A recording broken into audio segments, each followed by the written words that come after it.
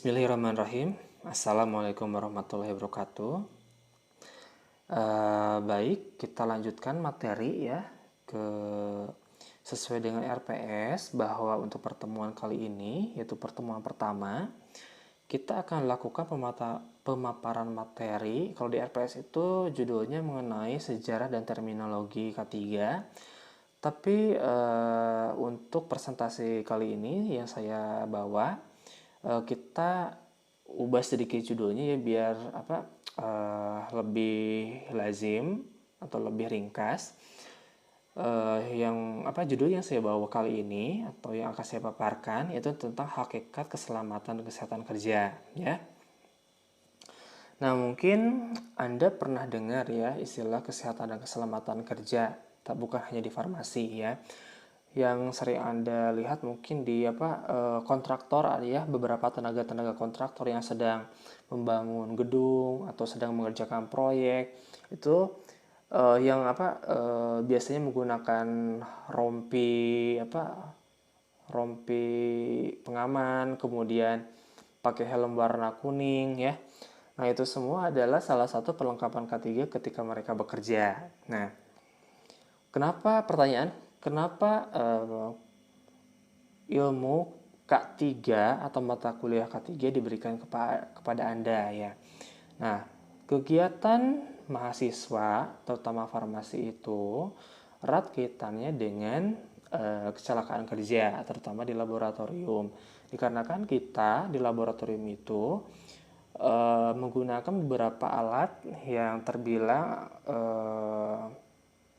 bisa membahayakan kepada penggunanya.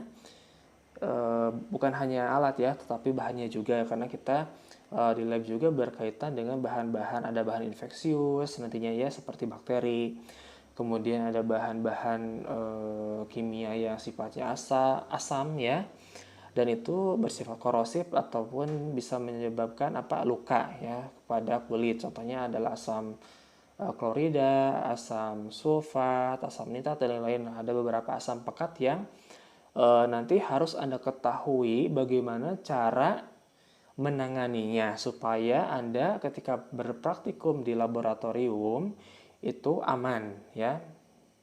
Jadi yang kita harapkan itu Anda masuk ke lab dan keluar ke lab itu masih dalam keadaan utuh ya.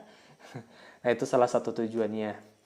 Nah, selain dari kegiatan Anda berkuliah ya, untuk mengamankan Anda berpraktikum di laboratorium, nah mata kuliah K3 juga merupakan mata kuliah yang membekali Anda supaya nanti Anda kerja seperti di rumah sakit, kemudian di klinik, ada juga yang di industri. Ini juga sama prinsipnya supaya Anda aman ya.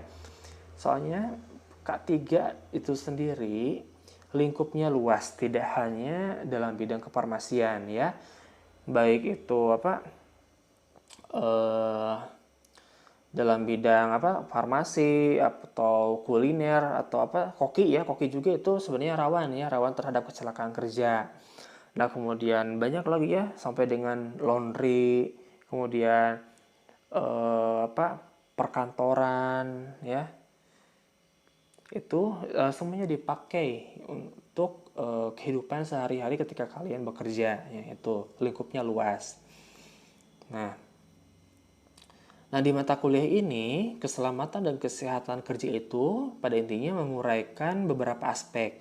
Yang pertama adalah bagaimana Anda bekerja dengan cara yang aman dan tidak menimbulkan kecelakaan atau zero accident bagi karyawan dan masyarakat. Jadi selain aman untuk diri kita, yang terpenting juga adalah itu aman untuk lingkungan kita. Ya, seperti mungkin di beberapa lab itu ada yang membuang limbah sembarangan ya contohnya, atau rumah sakit yang seharusnya kita ketahui itu tidak membuang limbah secara langsung ke sungai, yaitu merupakan salah satu kajian K3 ya, K3 dari K3 lingkungan ya.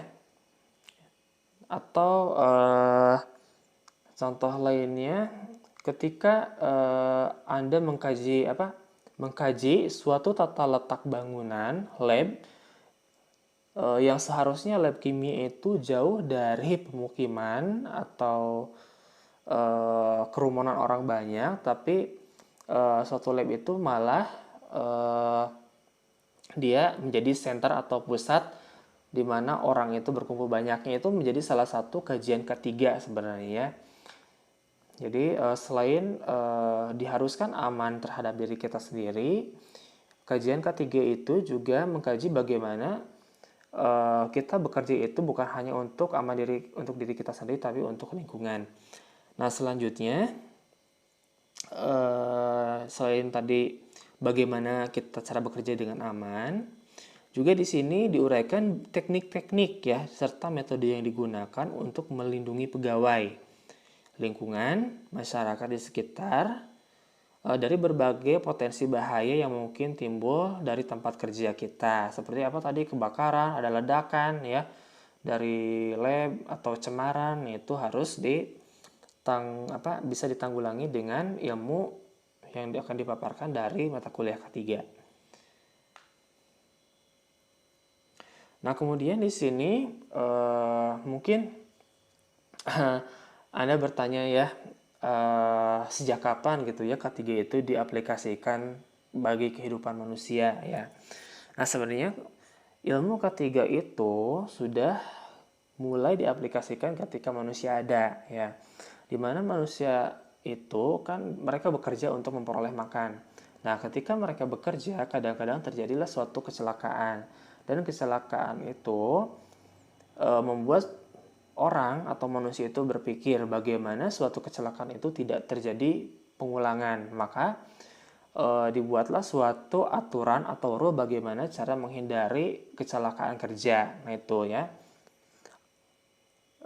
secara umumnya ya bagaimana ilmu ketiga itu dia bisa ada gitu. Jadi intinya itu dikarenakan tadi ya kebutuhan manusia itu untuk menafkahi itu adalah dengan cara bekerja, maka bagaimana caranya manusia itu bekerja dengan aman, yaitu dengan diciptakannya suatu rule ya, atau aturan bagaimana suatu bekerja dengan baik ya dan aman gitu. Nah, di sini ketiga itu mulai banyak diterapkan dan diperhatikan itu mulai pada abad ke-18, di mana pada saat itu mulai muncul industri-industri ya, atau abad ke-18 itu kalau tidak salah termasuk ke dalam revolusi industri, kalau tidak salah ya, mohon maaf tidak salah, nanti tolong dikoreksi. Nah, dikarenakan itu mulai banyak bermunculan industri-industri seperti tenun, kemudian mesin uap untuk keperluan industri, maka mulai dipikirkan bagaimana caranya bekerja dengan menggunakan alat-alat tersebut yang memiliki resiko tinggi terhadap keamanan kesehatan manusia. Ya, seperti apa di sini? Selama awal abad pertengahan ya, di sini mulai diidentifikasi ya adanya efek paparan terhadap orang yang bekerja ya di lingkungan yang berbahaya, seperti tadi yang bekerja di industri ya, seperti industri mesin uap atau bahan kimia ya, seperti adanya paparan Pb atau merkuri, kemudian kebakaran dalam ruangan terbatas, serta kebutuhan alat pelindung perorangan. Nah, itu mulai dipikirkan bagaimana caranya supaya orang itu bekerja dengan aman. Nah, namun demikian tidak ada standar ternyata ya, pada awal mulai abad ke-18 itu belum ada aturan yang resmi bagaimana orang itu dia bisa bekerja dengan baik dan aman. Nah, kemudian pada sebentar. Nah, untuk selanjutnya di sini walaupun tadi ilmu ketiga itu mulai dipikirkan pada awal abad ke-18, namun di sini ada beberapa tokoh ya. Kalau yang saya cantumkan di sini hanya satu yang mulai memikirkan bagaimana caranya mereka itu bekerja dengan aman ya.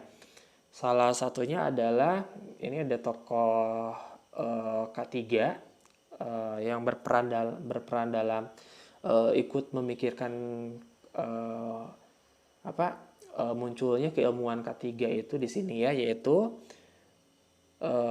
Bernardin Ramazzini ya, yaitu dari Universitas Modena di Italia, yang tokoh ini dianggap sebagai bapak kesehatan kerja ya. Beliau itu yang pertama menguraikan hubungan berbagai macam penyakit dengan jenis pekerjaan. Nah, Ramazzini ini mulai mengembangkan ilmu kedokteran dari sudut pandangan ilmu sosial, yaitu sosiomedicine. Jadi mulai memikirkan ya, jadi dampak-dampak kesehatan yang ditimbulkan atau penyakit yang ditimbulkan dari lingkungan ketika orang itu bekerja ya. Nah, ia juga menemukan bahwa terdapat dua kelompok besar penyebab penyakit akibat kerja. Yang pertama adalah bahaya yang terkandung di dalam bahan yang digunakan ketika bekerja, dan adanya gerakan janggal ya yang dilakukan oleh pekerja ketika bekerja, sehingga bisa mengakibatkan risiko kecelakaan. Nah, itu adalah dua faktor yang menjadi faktor utama terjadinya kecelakaan atau dampak buruk dari pekerjaan ya terhadap kesehatan manusia itu. Nah, kemudian usaha ketiga di Indonesia ya dimulai pada tahun 1847, di mana ketika itu mulai dipakai mesin uap. Ini juga berarti mulai digunakannya mesin-mesin ya oleh Belanda di berbagai industri, khususnya industri gula ya. Itu. Nah, kemudian pada tanggal 28 Februari 1852, pemerintah Hindia Belanda mulai mengeluarkan yaitu Stadblad nomor 20 yang mengatur mengenai bagaimana keselamatan dalam pemakaian pesawat uap atau mesin uap ya. Nah, kemudian pada awal abad ke-20, pemerintah Hindia Belanda menerbitkan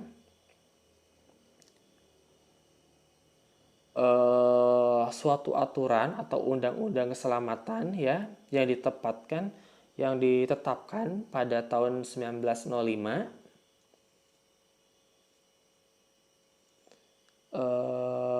yaitu nomor 251 ya, yang kemudian diperbaharui pada tahun 1910.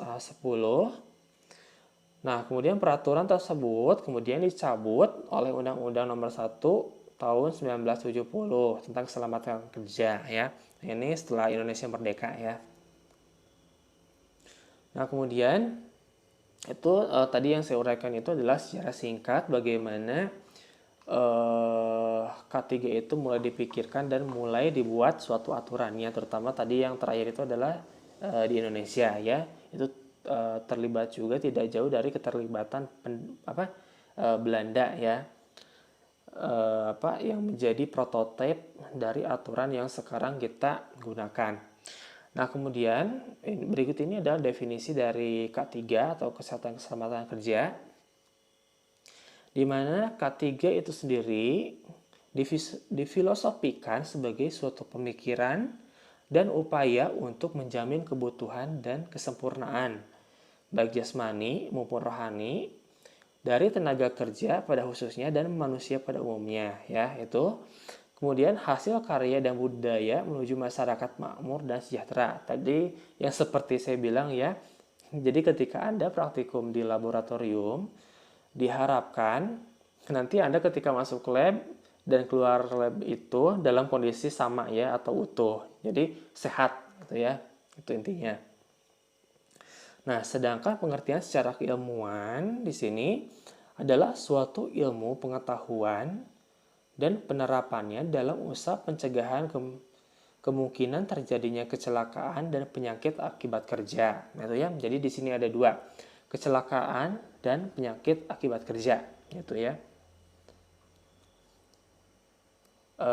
Kajian utama dalam K3 itu adalah untuk mencegah terjadinya dua hal yang tadi saya sebutkan. Nah, kemudian di sini ada definisi lain bahwa keselamatan kerja itu adalah keselamatan yang berkaitan dengan mesin, pesawat, alat kerja, bahan dan proses pengolahannya, landasan tempat kerja dan lingkungan, serta tata cara melakukan pekerjaan. Ya, jadi di sini dia untuk definisi ini hanya mencantumkan lingkup ya. Lingkup dari K3 itu dia di sebelah mana saja ya. Jadi beberapa hal yang berkaitan dengan tadi mesin, jadi alat yang digunakan, bahan yang digunakan, dan tempat yang digunakan. Nah, itu jadi ada 3 faktor yang mempengaruhi dari keselamatan dan kesehatan kerja. Nah, kemudian di sini K3 ini memiliki sifat yang pertama adalah sasarannya adalah lingkungan kerja, yang kedua adalah bersifat teknis, ya. Jadi teknis itu artinya mengatur hal-hal kecil yang nantinya akan menjadi protokol ya ketika Anda bekerja, bagaimana menjalankan seperti menggunakan alat A supaya nanti hasilnya baik dan Anda bekerja dengan aman seperti itu.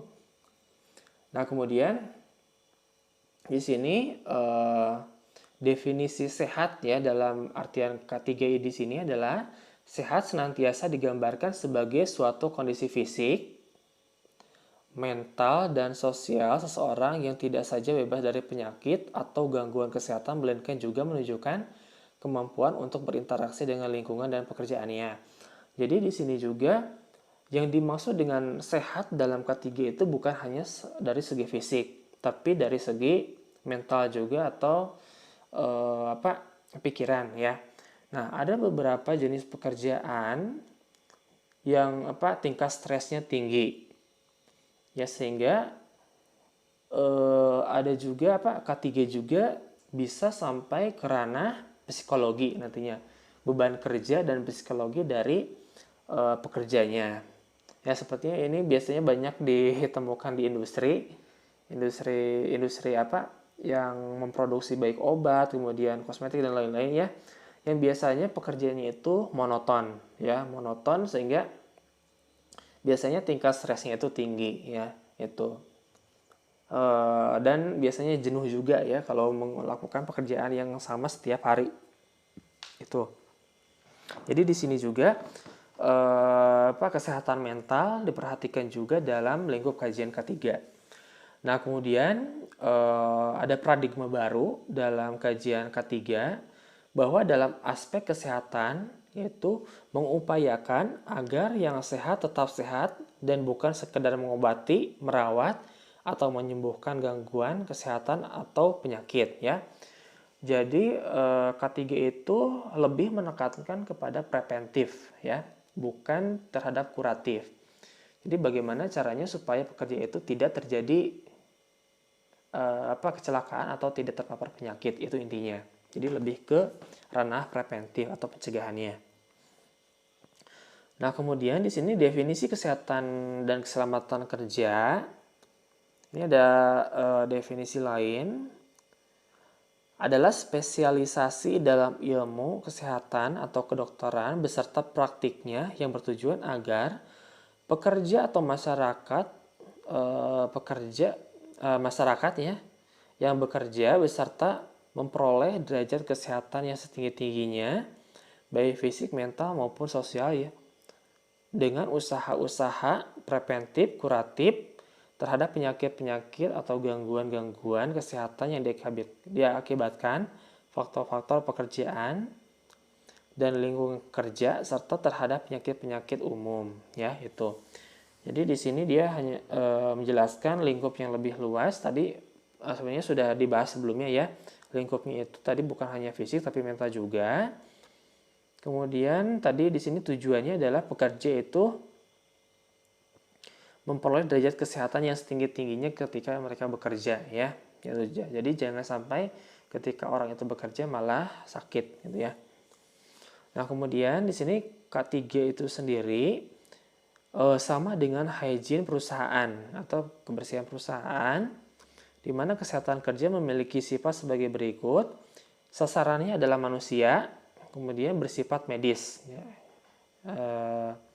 Artinya dia juga selain tadi preventif, juga tadi ketika seseorang yang sudah terlanjur terkena musibah ya seperti terkena cipratan zat kimia atau zat yang toksik, itu bagaimana cara penyembuhannya atau cara penanganan pertama pada kecelakaannya itu yang harus diperhatikan juga ketika suatu kejadian itu sudah terjadi. Nah, itu bagaimana caranya. Tadi kan yang pertama itu untuk mencegah ya. Yang kedua itu ketika kejadian kecelakaan atau paparan tersebut sudah terjadi atau terlanjur terjadi, itu bagaimana cara penanganannya. Itu dua hal yang sangat penting ya. Nah, selanjutnya, di sini definisi masih tentang definisi kecelakaan kerja, bahwa kecelakaan kerja merupakan sebuah kejadian tak terduga yang dapat menyebabkan cedera atau kerusakan. Artinya tak terduga di sini jadi pada dasarnya K3 itu sudah dirancang atau pekerjaan tersebut yang dilakukan oleh pegawai atau oleh orang ya sudah dirancang supaya tidak terjadi kecelakaan atau untuk mencegah terjadi kecelakaan ya. Sehingga ketika terjadi kecelakaan kerja, kecelakaan tersebut merupakan suatu kejadian yang tidak terduga ya. Jadi di luar protokol yang seharusnya tidak terjadi. Nah, itu dinamakan kecelakaan.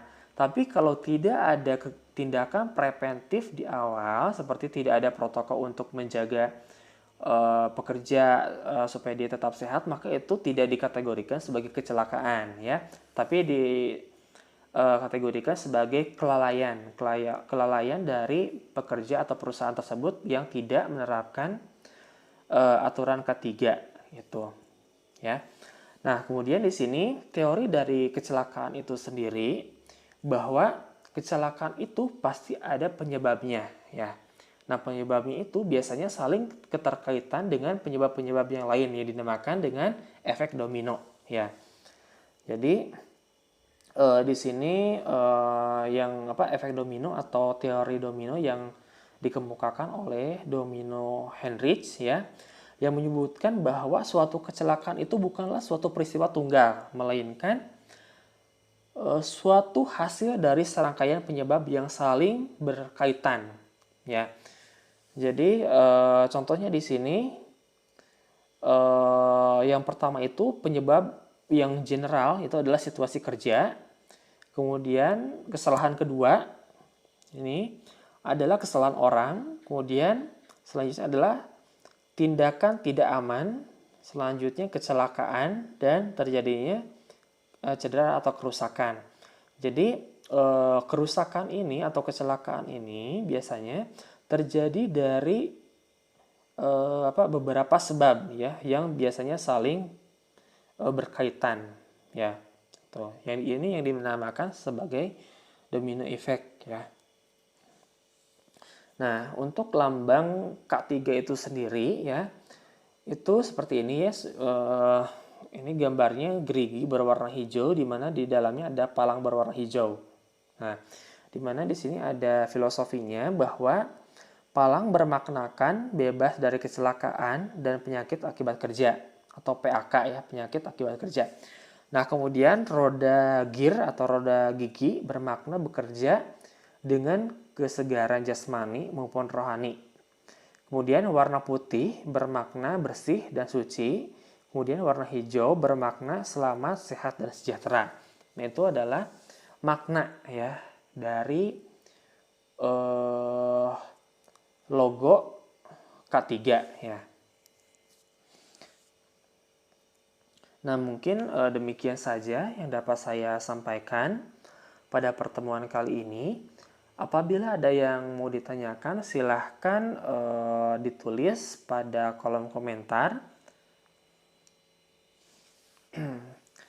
Demikian pemaparan dari saya. Wabillahi taufiq wal hidayah. Wassalamualaikum warahmatullahi wabarakatuh.